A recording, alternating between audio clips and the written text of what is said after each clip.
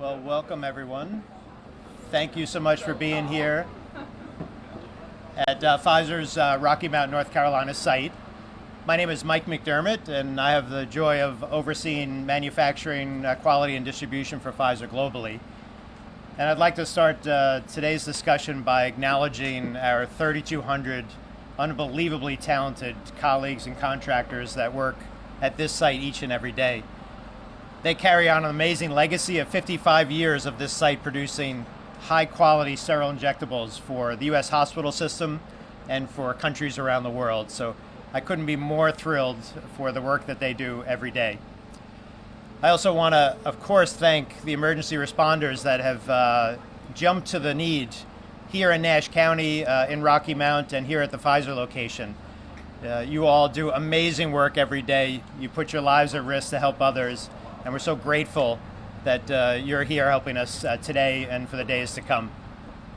And of course, I'm thrilled to welcome and thank all the elected officials from local, county, state, federal government that has reached out to us over the current days and coming days to support us in any way we can. We're incredibly lucky to be located here in North Carolina, where we have a rich source of talent, we have incredible infrastructure, and we have the best support that we could imagine. And we're going to lean on those friendships and partnerships and support over the coming months as we look forward to making the repairs to this facility and beginning production as soon as possible. So with that, I'm thrilled to introduce our CEO, Albert Bourla. Albert? Thank you. Thank you, Mike, and good afternoon, everyone. A devastating tornado touched down here in the community of Rocky Mount in North Carolina, a town of more than 50,000 hardworking people, and a town where we have one of our best facilities here in the US with more than 3,200 local people working, as Mike said, day in and day out. I start by saying thank God. Thankfully, our warning system worked well, and none of these 3,200 people that were there was injured, or of course seriously injured, and the facility, they were able to go to shelter.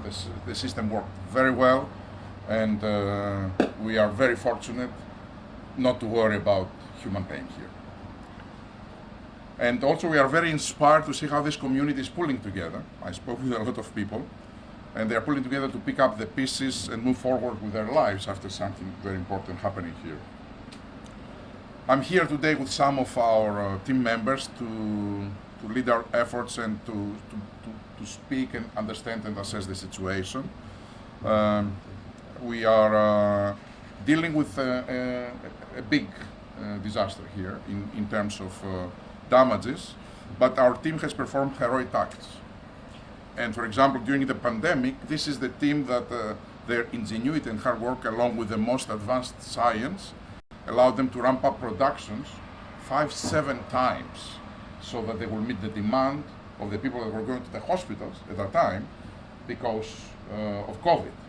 And they are the same people that did this, and they are the same people that are now asked to come back and rebuild what nature destroyed, so that no American will feel the lack of a medicine, of a life-saving medicine in the hospitals, because they are needing them. We are committed to do all we can to help, first of all, our colleagues, this site, and let me share some of the details of what we are doing. Let me start with our colleagues. We are supporting our local colleagues, and we have made a commitment to pay everyone through the duration of the site's closure, irrelevant if they work or not. We also have several assistance programs in place, including wellness staff and disaster recovery services for all our employees. Second, of course, we want to support the community. We are making financial donations to 2 organizations here, the American Red Cross of North Carolina and United Way, Tar River region. And we have also put in place one-to-one matching donation programs for colleagues around the world to support these organizations, and then Pfizer will match everything that they will contribute in addition to what we are giving directly.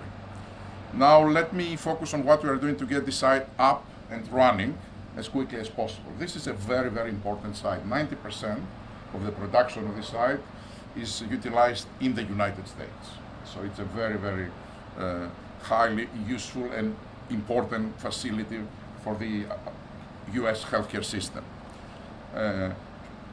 8% of the sterile injectable medicines that are used in US hospital in the country, including critical anesthesia, analgesia therapeutics, anti-infectives, neuromuscular, etc., are coming from here.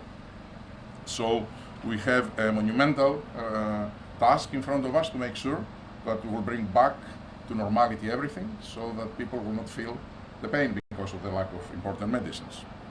We have been in very close contact with state, local, and federal officials, many of whom are with us today, and we're also working in close coordination with the FDA. I spoke several times with the commissioner myself, and we keep talking about it. I want to thank them for their partnership. I spoke with the governor, and he's sorry he can't be here in person today, but he has offered all the support we need so that we can turn these things around. There are crews right now on site working to restore power. It's extremely important for a manufacturing site like that. You know that without power, you can't maintain the right temperatures with these buildings, which are extremely important to be able to maintain what they are built to do, to fill in sterile way. It's extremely important to be able to restore that. Also, we have engineers that they are now assessing the structural integrity of the buildings. It appears that most of the damage is sustained at the site where was our warehouse. So the facilities that they are producing doesn't seem that they have suffered any damage as a result of the hurricane. The issue over there will be that there is in manufacturing sites like them, you cannot turn on and off the switch like that. If the switch is off because you are forced, because power is out, you need time to be able to get things up and running. And this time is not in days, it's in weeks. So, but we are starting now, immediately. Currently, we do not believe that there has been any damage to our production site. Now, the warehouse was almost completely destroyed, at least the part, not the safety vault, but at least the main warehouse, stores raw materials that are needed so that we can produce, packaging supplies, for example, vials, syringes that are needed so that we can produce the goods. Finished medicines that were awaiting here, quality release. After we finish our manufacturing of these products, we don't send them to patients before we complete a set of quality tests. So as they were waiting for the release of these tests, unfortunately, hurricane hit and they were destroyed.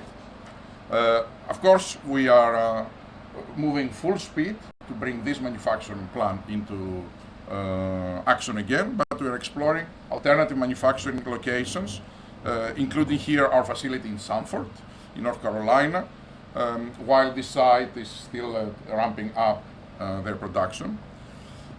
Look, I have to say that clearly nature is strong, is powerful, but so too is human ingenuity and human spirit. And a great deal of work needs to be done here, but I want to assure all that we are committed. We will do it. We will bring things back to order, and we're working in lockstep with many of you here today. And I want to thank you for the support that you offer, and I'm sure we will receive as we are every day receiving when we need it. So with that, let me close by thanking our colleagues here for their resilience, and let me assure you that we will do all we can to support you in your time of need. And I would like to invite a few of our guests to say a few words, starting with Representative Davis, please. Thank you.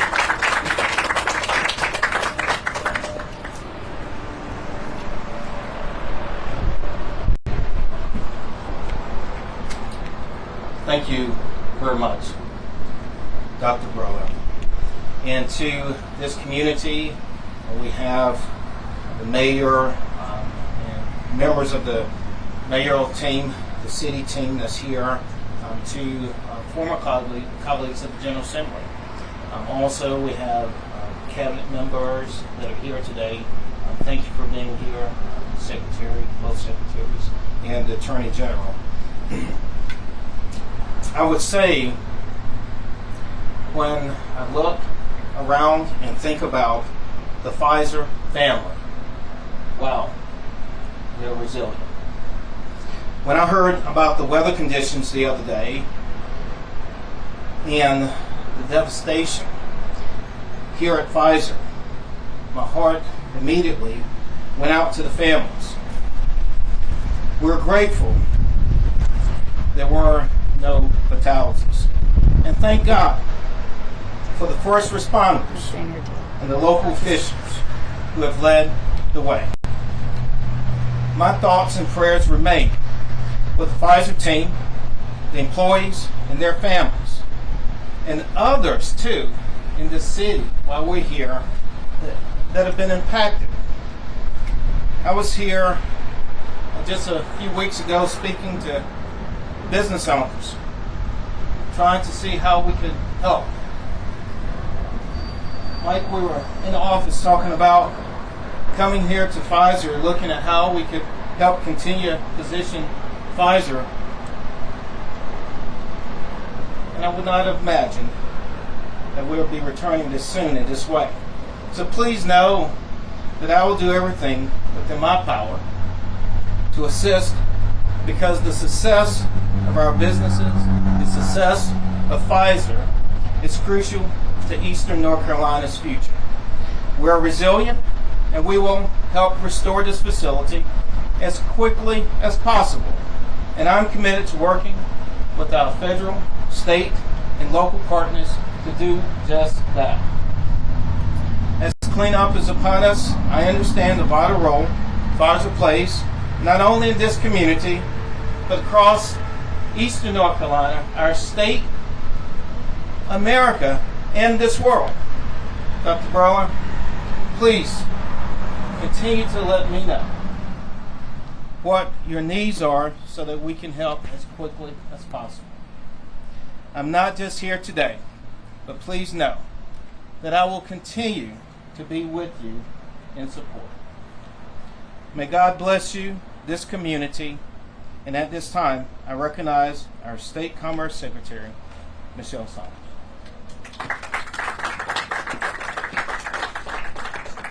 Good afternoon, everyone, and thank you for being here today. It's an unfortunate time, but yet it is a time to reflect and focus on the strength of North Carolina and the strength of an industry that truly has saved lives, continues to save lives, and change lives. Yesterday, Secretary Buffalo and I were in the community. We visited homeowners and those who have been impacted by this storm, and our hearts and prayers go out to them. The administration, Governor Cooper's administration, stands ready to assist and help however we can.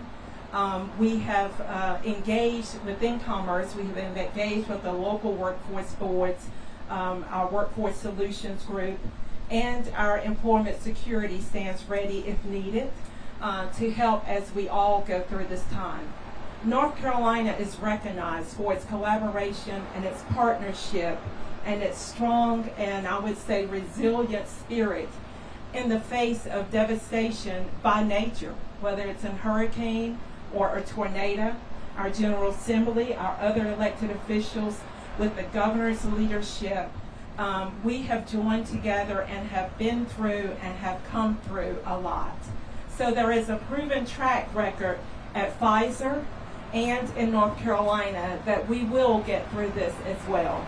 And to those families and communities that you serve here and around the world, I believe, based on my experience in industry, which is about over 32 years running a manufacturing plant, that this facility will get back online.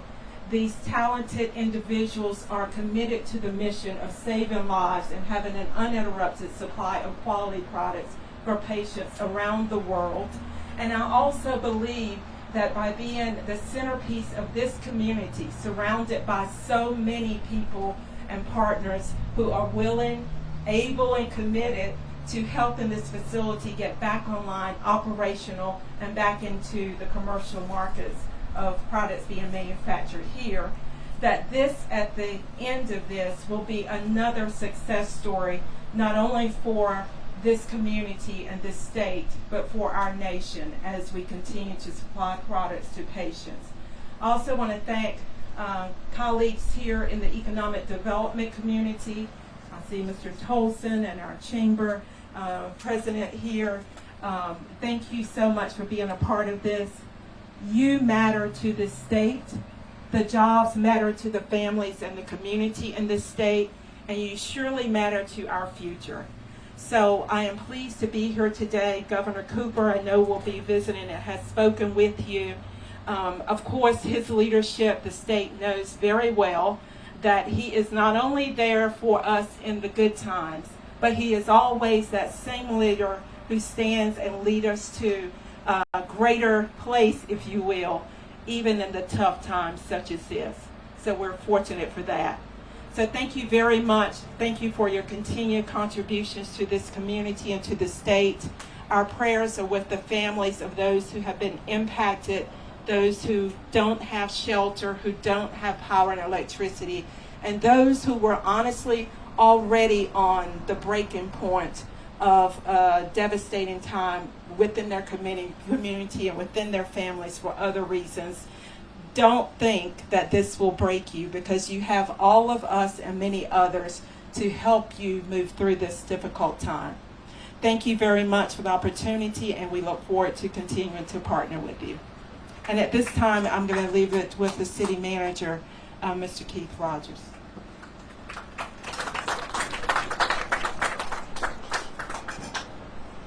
Well, good afternoon, everyone. Even in the times such as this, it's still a pleasure to be with all of our local leaders and representatives. And the city's message from Rocky Mount has been concise and simple but clear. We are here to serve. So to our Pfizer family, we stand prepared and ready to assist in whatever recovery efforts are needed to ensure that the plan is up and running as quickly as possible. And in the interim, anything that we can do to assist your operations and assist in that recovery, we are certainly prepared to do so. And again, as always, our thoughts and our prayers are with all those that have been impacted by the events this week. And we look forward to a successful reopening of our facilities and getting through this together. So thank you. And at this time, it's my pleasure to introduce our Senator, Ms. Lisa Barnes. Thank you. Thank you so much. Good afternoon, everyone. Dr. Bourla, so nice to have you here. Welcome to North Carolina, although it's not in the best of circumstances right now. But Senator Berger sends his apologies for not being able to be here today, but we would both like to just express our utmost support and appreciation to Pfizer for being here in Rocky Mount and for the valuable input and contributions that you make to our local and our state economies.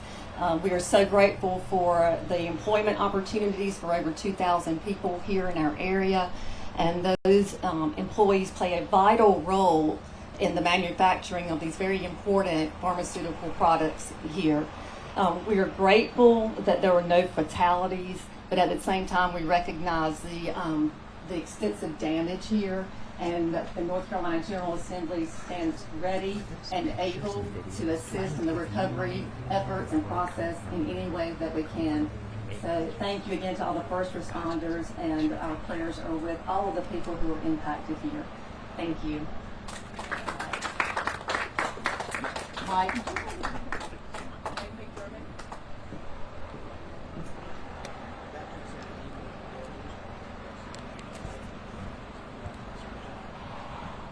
Well, thank you all so much. We're going to conclude, Amy, with some Q&A. Yes, that I'll ask Amy Rose to coordinate for us. So, afternoon. Thank you. Let me add my thank you. I'm very grateful for all of you to come out this afternoon. We just have a very few minutes. We're sensitive to the heat, also the burden on the site. They have a lot of work to get back to. But we are going to allow members of the media to ask one question, and they can pose it to our speakers about the damage, the current situation, or the planned recovery efforts. So Steve, could I call on you first? Steve Spurgeon, CBS 17. Steve Sprague, CBS 17 out of Raleigh. Logistically, how difficult is it going to be to try and shift the manufacturing to other facilities and be able to get those medicines done? And also, if you start shifting to other facilities, does that mean other medicines may not have to be made while they're making the stuff that was made here?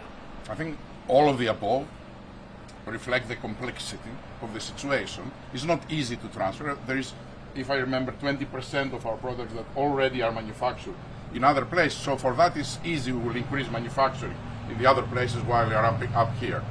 The warehousing, which is destroyed, I think we will find plenty of warehousing around that we can rent, so that will not be a problem. I think the major issues, it is first of all to assess the situation, to be able to restart the facilities, and that will take weeks, even in the absence of structural damages. As I said, because we need to maintain the sterile nature of these operations. And then, of course, to find all the materials and repurchase the materials that were destroyed, because you need glasses, for example, the vials to be able to pack. So, you want to add something on that, Mike? The only thing I would add is all our suppliers have been contacted. All the materials that were in the warehouse have already been reordered. We've had incredible support from the industry, from other industry partners, from our suppliers, and we're confident that we have the goods flowing in again as quickly as possible. That stuff, the stuff that was destroyed, is that considered a biohazard? It is not. The materials that are contained within the building right now are safe and secure, and we don't have any concerns in terms of their toxicity. Yep. Mark, could I call on you next? Sure. Matt Tallholm with WRAL out of Raleigh. What specific medicines are in that facility, and what kind of shortages could we expect of those kind of drugs? We are assessing the situation. I don't think that we know right now what type of shortages we may have. Right now, there are at least 6 weeks of inventory out there in the channel, so I don't think we'll see anything in the next, let's say, few weeks. What type of medicines here? We have analgesics, we have anesthetics, we have anti-infectives. What else we have? Vitamins. Micronutrients. Yeah, micronutrients. So this type of medicines, and of course we have a very big part of the emergency kit in the emergency rooms, in the carts that exist in every emergency room right now in the U.S. A lot of the injectables that they're having over there are made here. So that's why, as I said, our number one priority is to ensure that we will minimize supply disruptions for these medicines, because they are important and they save lives. So that's why we are trying to do anything we can in our power to make things come back to normality fast. Great, thank you. Brian, how about you next? Brian Gordon with the News and Observer. Going off that last question a little bit, are there any drugs to your knowledge that are made here, like exclusively, that hospitals would solely go at this time for? There are several medicines that are made here exclusively, and they are not made otherwise in the Pfizer network. I'm not sure there are some that are not made by other manufacturers. That's Mike? Yeah, the good news is that, of course, we have other manufacturers that work in this space, so none of the products made here are proprietary, so other manufacturers participate in the open environment here in the U.S. So it's really looking at the products we make here, the products that have inventory, the products that are made by other manufacturers, and as Albert said, the products that could be made at other locations. So all of these are in play for us, and of course working with the FDA, and particularly if we need any support with getting other locations running. So these are the steps that we'll take over the coming days and weeks to ensure supply of medicines to patients. And clearly the prioritization that happens in cases like that, and particularly from us, it is always, we try to understand where we have the highest risk to have a product that it is out of supply that can create serious issues, health issues.